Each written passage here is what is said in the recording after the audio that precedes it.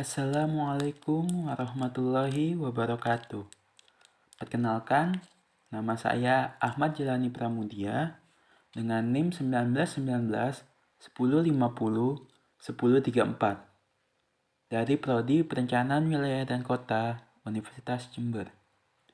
Kali ini, saya ingin membahas mengenai manajemen resiko banjir di Sungai Ciliwung dengan studi kasus di Jakarta. Lalu pembahasan yang akan dibahas pada presentasi kali ini, yang pertama adalah identifikasi kawasan. Yang kedua, terdapat rumusan masalah. Yang ketiga, manajemen risiko terkait sumber daya lahan. Yang keempat, analisa manajemen risiko. Yang kelima, alternatif penanganan. Dan yang terakhir adalah langkah penanganan. Yang pertama ialah identifikasi kawasan. Kali Ciliwung merupakan salah satu kali yang terdapat di kota Jakarta, yang dimana kota Jakarta terletak di dataran rendah yang dilalui oleh sekitar 13 sungai yang bermuara di Teluk Jakarta. Sungai ini memiliki hulu di Gunung Pangrango, Jawa Barat, yang mengalir melalui kota Bogor, Depok, dan bermuara di Teluk Jakarta. Sungai ini merupakan sungai terbesar yang terdapat di kota Jakarta.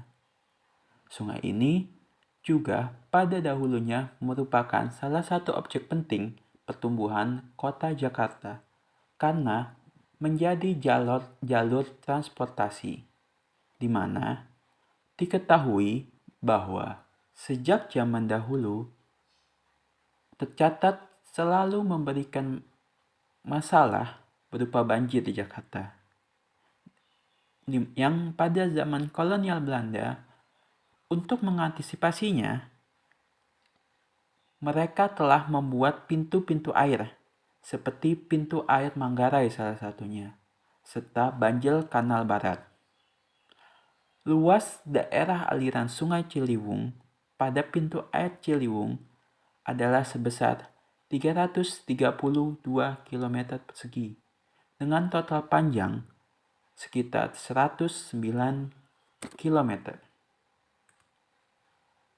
Gambar ini merupakan peta resiko banjir di DKI Jakarta yang telah dibagi menjadi resiko tinggi, resiko sedang, resiko rendah, dan bebas. Nah, di sini kita dapat melihat bahwa luasan daerah yang berpotensi banjir di Jakarta cukup luas. Selanjutnya adalah rumusan masalah. Masalah yang dihadapi di kota Jakarta ada dua. Yang pertama, kepadatan penduduk. Yang kedua, daerah resapan air yang kurang. Seiring dengan pertumbuhan penduduk di kota Jakarta yang saat ini mencapai sekitar 12 juta jiwa, beban yang harus dipikul oleh fasilitas-fasilitas penanggulangan banjir seperti saluran-saluran drainase, situ-situ, waduk, dan pompa-pompa yang ada semakin dirasakan tidak mampu untuk dialirkan atau ditampung. Air hujan yang jatuh sebagian besar langsung menjadi limpasan karena terus berkurangnya daerah atau daya serap lahan akibat hilangnya kawasan hijau.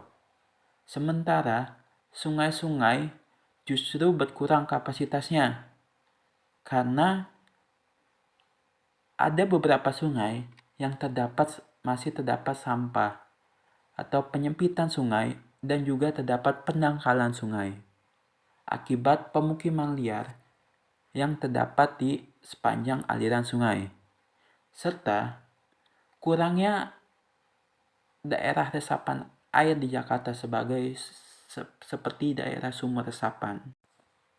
Selanjutnya adalah manajemen resiko terkait sumber daya lahan. Apa sih resiko dan manajemen resiko itu?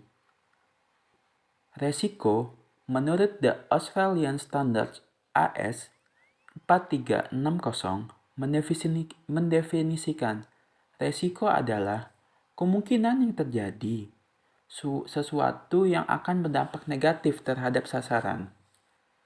Resiko diukur dengan melihat konsekuensi yang mungkin terjadi dan besarnya probabilitas terjadi resiko tersebut.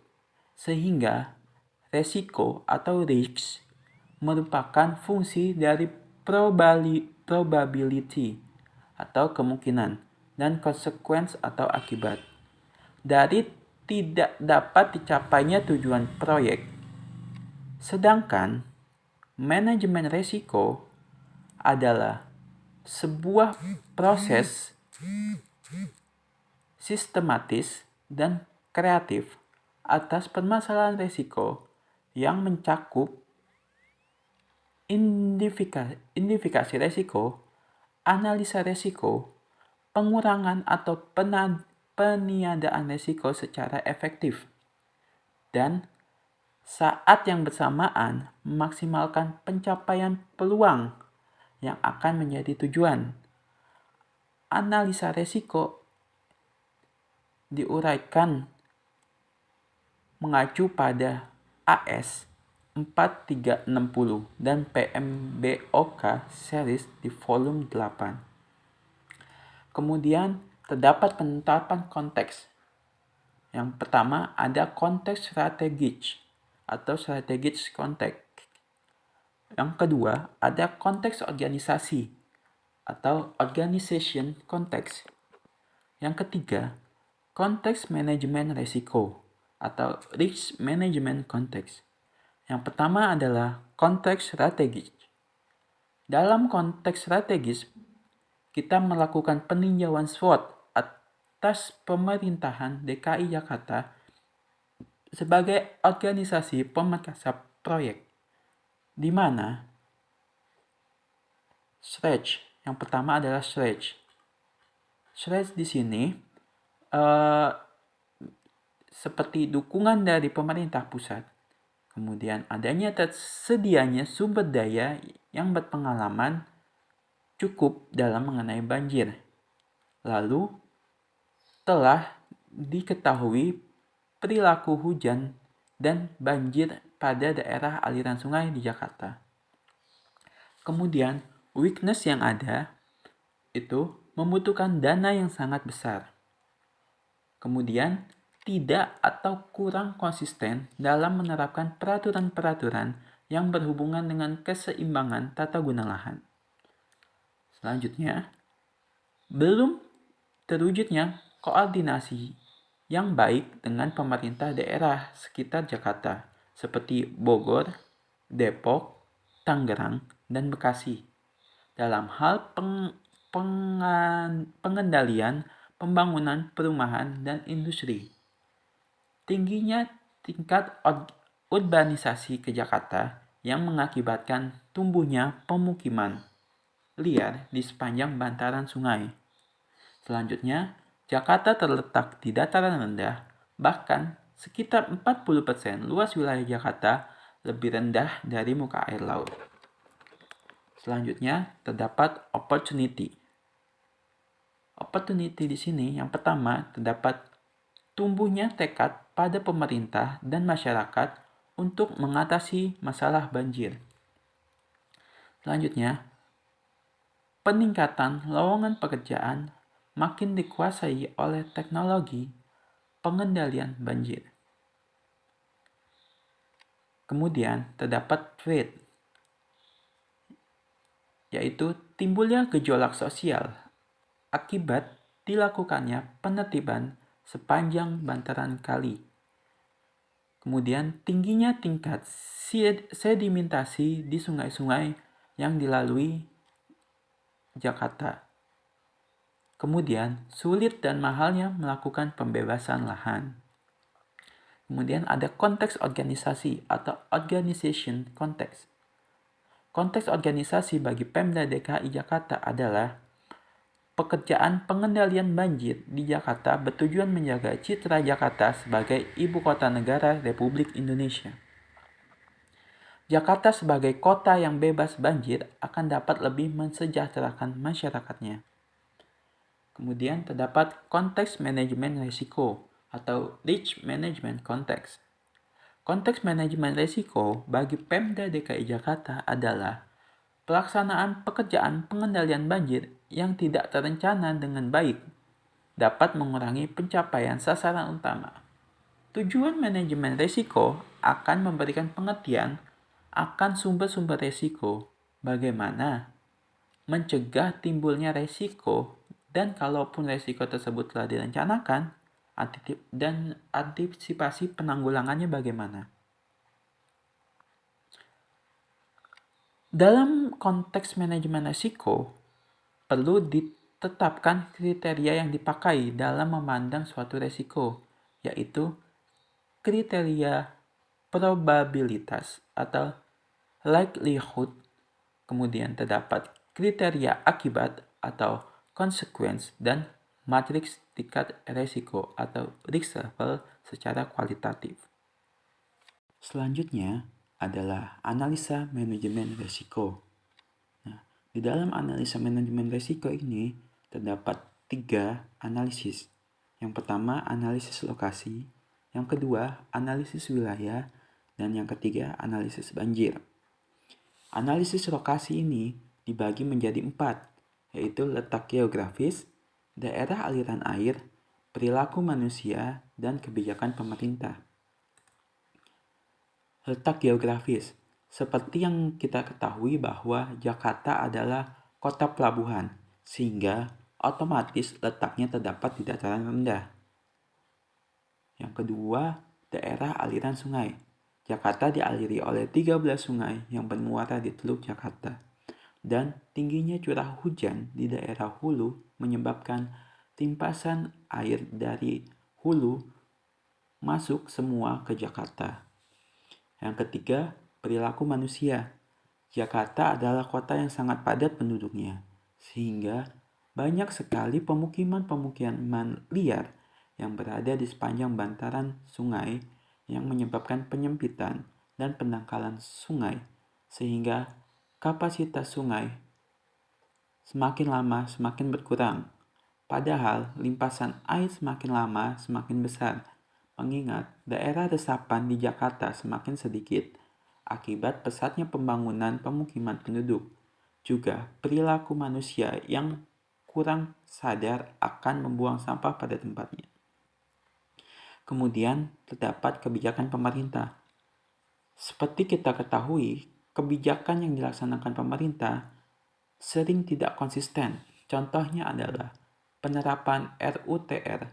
Banyak sekali pelanggaran yang dilakukan oleh oknum-oknum tetapi diabaikan juga.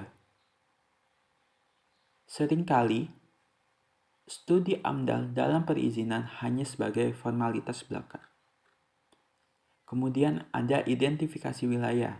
Di sini ada 3, yaitu wilayah atas, wilayah tengah, dan wilayah hilir. Wilayah atas ini diasumsikan berada pada sekitar 5 km sepanjang kanan kiri Sungai Ciliwung antara pintu Depok sampai dengan pintu air Pasar Minggu. Daerah ini penduduk sudah mulai padat tetapi tempat-tempat industri masih sedikit. Kemudian terdapat wilayah tengah. Wilayah tengah ini diasumsikan berada pada sekitar 5 km sepanjang kiri kanan Sungai Ciliwung antara pintu air Pasar Minggu sampai dengan pintu air Manggarai. Daerah tengah ini pemukimannya sudah padat, industri ada tetapi tidak terlalu padat. Lalu lintas sudah ramai, bahkan kadang terjadi kemacetan. Kemudian terdapat daerah hilir. Sungai Ciliwung. Daerah ini yaitu sepanjang 5 km kanan kiri sungai antara pintu air Manggarai sampai muara Sungai Ciliwung yaitu Laut Jawa di utara Jakarta. Daerah ini adalah daerah pusat kota Jakarta yang penduduknya betul-betul padat. merupakan daerah industri yang sangat padat, yaitu daerah utara Jakarta. Lalu lintas sering macet, gedung perkantoran, pemerintah maupun swasta terpusat di daerah sini. Lalu ada analisis banjir. Untuk menganalisa skala prioritas sektor yang terkena dampak paling besar, tingkat kerugian membutuhkan penelitian yang sistematis dan canggih. Untuk mengantisipasi hal ini, menggunakan metode Analytic Hierarchy Process atau AHP. Metode ini dilakukan dengan bantuan Software Expert Choice. Selanjutnya ada alternatif penanganan. Dalam alternatif penanganan banjir di sini, kita harus melihat dulu debit banjir rencana yang terdapat di wilayah Jakarta. Berdasarkan perannya sebagai sungai terbesar, Sungai Ciliwung direncanakan untuk mampu menampung debit air dengan periode ulang 100 tahun, sesuai dengan daya peta banjir. Maka, normalisasi Sungai Ciliwung akan dimulai dari Depok. Bagaimana genangan banjir mulai terjadi di sepanjang sungai. Nah, dalam pembuatan saluran air terdapat 4 section, yaitu section 1 sampai section 4, di mana section 1 itu Depok sampai Manggarai, section 2 Manggarai sampai Karet, section 3 Karet sampai Angke, dan section 4 Angke sampai Laut. Nah, desain yang dilakukan dengan kriteria yaitu freeboard sama dengan 1 meter, koefisien Manning 0,0225 dan side soil 1,0 atau 1,5. Pada section 1, hal yang memungkinkan adalah normalisasi atau improvement sungai, yaitu dilakukan dengan tetap mengikuti penampang sungai yang ada, yaitu berbentuk trapesium. Sedangkan untuk section 2 dan sampai dengan section 4 dilakukan dengan merubah bentuk saluran menjadi persegi atau rectangular section. Lalu, yang terakhir adalah langkah penanganan, di mana langkah penanganan yang dilakukan oleh pemerintah Provinsi DKI Jakarta yang pertama adalah normalisasi waduk fluid. Yang kedua adalah pembuatan gate barrier. Yang ketiga, pembuatan sumur resapan. Dan yang keempat, penghijauan daerah hulu. Di mana yang pertama itu normalisasi waduk fluid. Waduk fluid terletak di Jakarta Utara. Waduk fluid ini merupakan waduk pengendalian banjir terbesar di pantai Jakarta.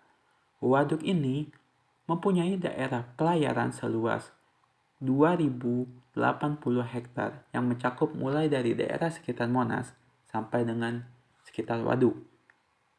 Teknis yang dilakukan adalah dengan menyediakan kapasitas pompa 3 pompa kali 32, 1 pompa kali 37, dan 4 pompa kali 4.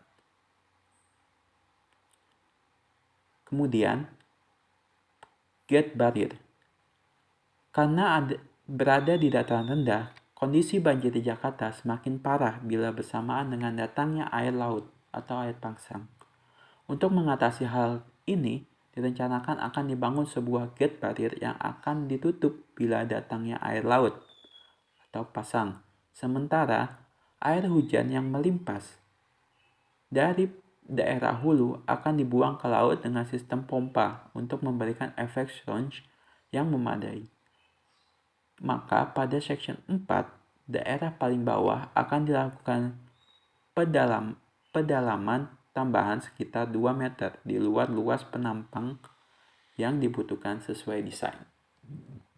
Kemudian penghijauan daerah hulu. Seperti diurai sebelumnya, untuk jangka panjang, maka langkah yang dapat diambil untuk dapat menekan tinggi debit banjir yang masuk ke kota Jakarta adalah dengan melakukan penghijauan. Penghijauan direncanakan akan dilakukan di daerah-daerah rawan akibat penggundulan daerah hijau yang selama ini berlangsung.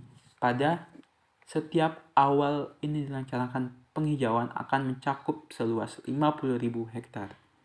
Selanjutnya, pembuatan sumur resapan.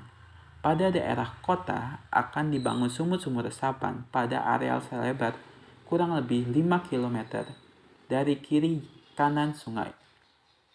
Jarak antara sumur resapan direncanakan sekitar 150 meter. Total sumur resapan yang harus dibangun adalah 15.050 sumur. Sekian presentasi yang dapat saya sampaikan, kurang lebihnya mohon maaf. Assalamualaikum warahmatullahi wabarakatuh.